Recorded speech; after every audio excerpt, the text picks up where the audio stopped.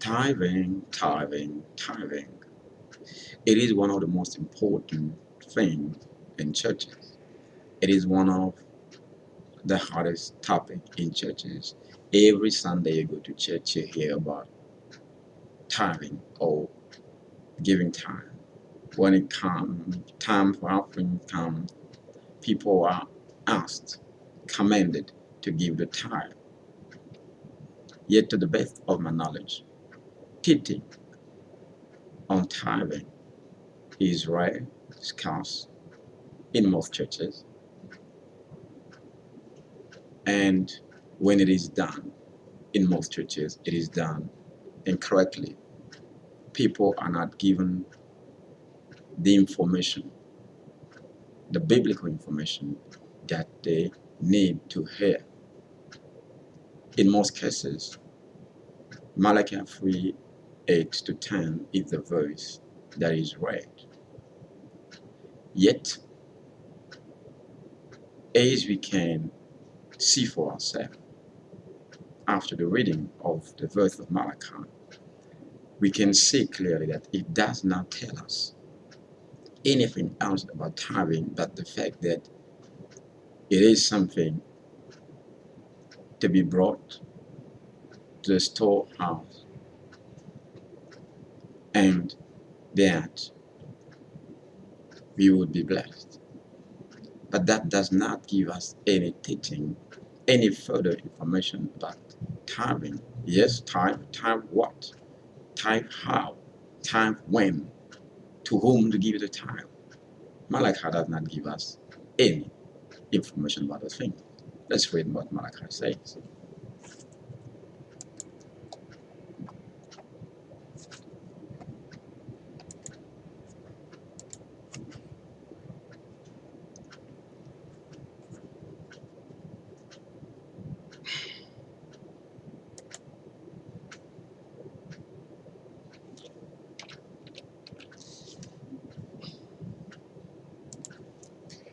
I'll try to get it from the King James. Will a man rob God? Yet he hath robbed me. But ye say, wherein are we robbed thee?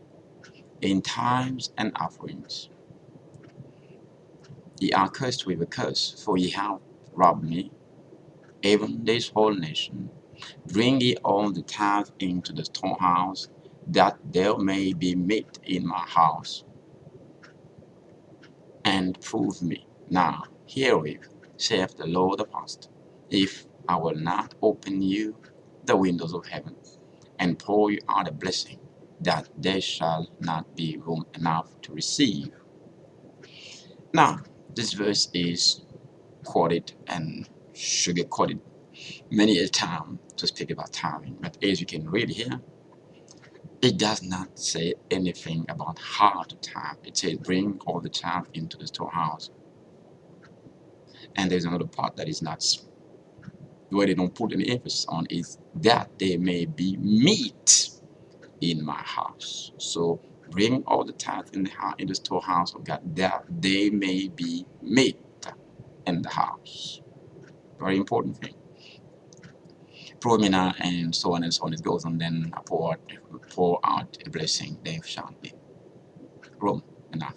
So this verse does not tell us how to pay the tithe, who collects the tithe, when to pay the tithe, the type of what should we pay.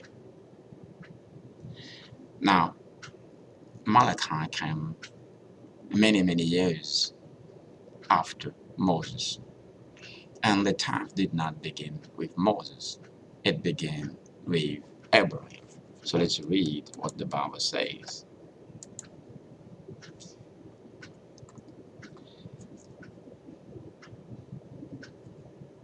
In Genesis 14.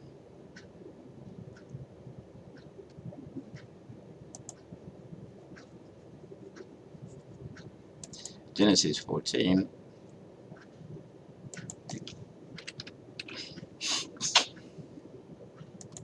Genesis 14 says, and blessed be the Most High God, which have delivered thine enemies into thy hand. And he gave him tithe of all. Now, this is about Abraham giving the tithe to the Most High God, the priest of the Most High God, Melchizedek. But when we read the story, you can see that it was the giving of the tithe was a voluntary giving. Melchizedek never asked for the tithe. It is Abraham that offered to give the tithe. So the first time the tithe was given, it was given as a voluntary gesture from the patriarch Abraham. Now,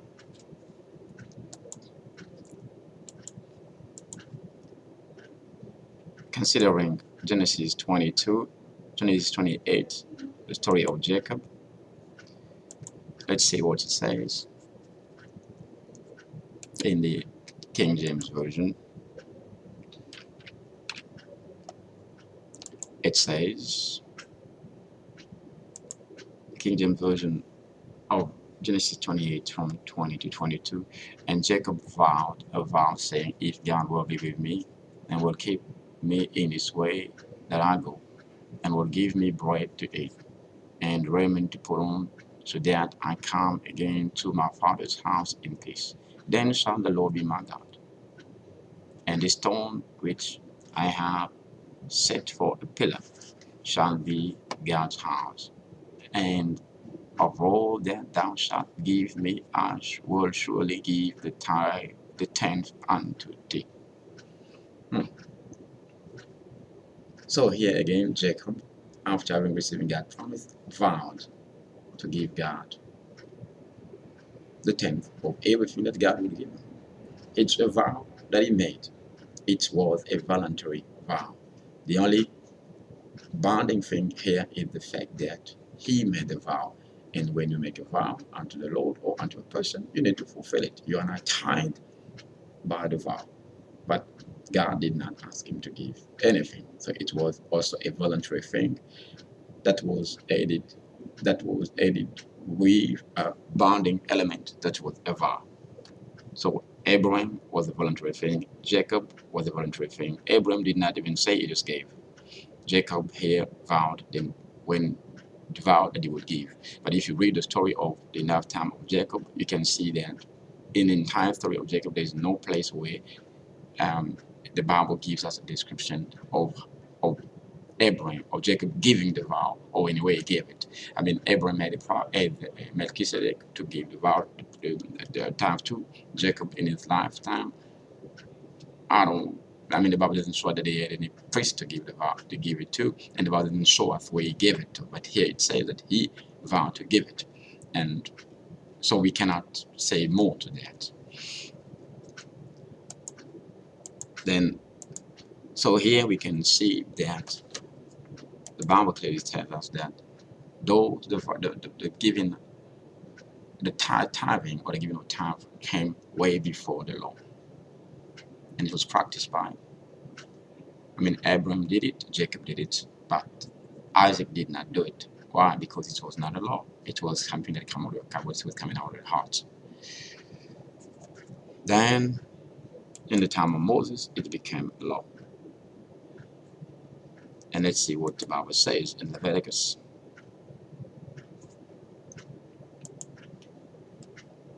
In Leviticus 27:30 to 42, and all the tithe of the land, which whether the seed of the land or the fruit of the tree is the Lord's, it is holy unto the Lord. And if a man will add or redeem out of his tithes, he shall add thereto the fifth part thereof. And concerning the tithe of the herd and of the flock, and even of whatsoever passeth under the rod, the tenth shall be holy unto the Lord. So here in Leviticus, we're given the law, we're given instructions about the tithe. First, we say the tithe of the land. Now, at the tithe of the land, we have the tithe of the seed of the land or of the fruit of the tree, of tree. And it also says that concerning the tithe of the herd, so we have the tithe of the herd or of the flock. So we have the tithe of the land, whether it be seed of the land or fruit of a tree or the type of the herd and the type of the flock. So here we know the type of tithe, the type of what? The type of what should you give? It gives us precision. Okay? Seed of the land, fruit of the tree, type of the herd or the flock. Here we're talking about animals.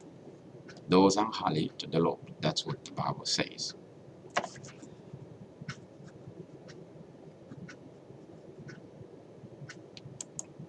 Now let's continue to Numbers 18. Numbers 18.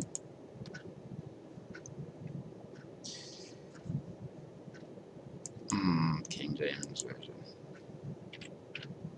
It is important to read what the scripture says because some people have never even encountered or read these verses.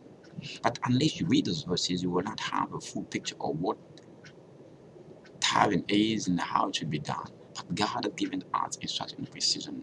And remember here, I'm not debating. I haven't gone to the point of saying if it's biblical, tithing obviously biblical, if it's applied to the church or not. I'll get to that in other videos. But now I just want to show how tithing was done, what the law says, what the law says about how we should do the tithing. Now, so let me read this portion of scripture. Numbers 18:22. The Lord spake unto Aaron, Thou shalt have no inheritance in their land, neither shalt thou have any part among them. I am thy part, thine inheritance among the children of Israel. And behold, I have given the children of Levi all the tithe in Israel for inheritance, for the service which they serve, even the service of the tabernacle convention. So the tithe, the Lord said, I have given the children of Levi all the tithe of Israel. So the tithe is given unto the Levi. Why? For the service, even the service of the tabernacle of the congregation. That's clear. So the tithe is given unto the children of Levi. Why? For the service of the tabernacle. Neither among the children of Israel henceforth come now the tabernacle of the temple, lest they bear sin and die. But the Levites shall do the service of the tabernacle of the congregation, and they shall bear iniquity. It shall be a statute forever throughout your generations, that among the children of Israel they have no inheritance. But the tithes of the children of Israel, which they offer as an heave offering unto the Lord, I give to the Levite to inherit. So the tithe as they offer as an heave, God gives to the Levite to inherit. Therefore I said unto them, among the children of Israel, they shall have no inheritance.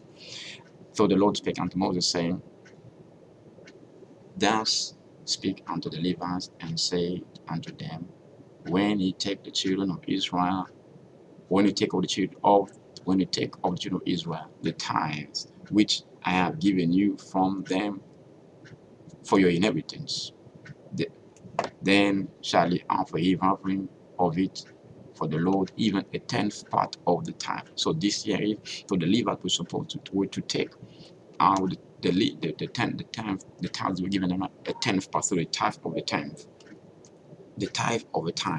and this your heave offering shall be reckoned unto you, as though it were the corn of the threshing floor, and the fruit one place. Thus you shall also offer an heave offering unto the Lord of all your tithes, which you receive of the children of Israel. You shall give therefore the Lord's heave offering unto Aaron the priest. So the tenth of the time was supposed to be given to the priest, to Aaron the priest, or the high priest.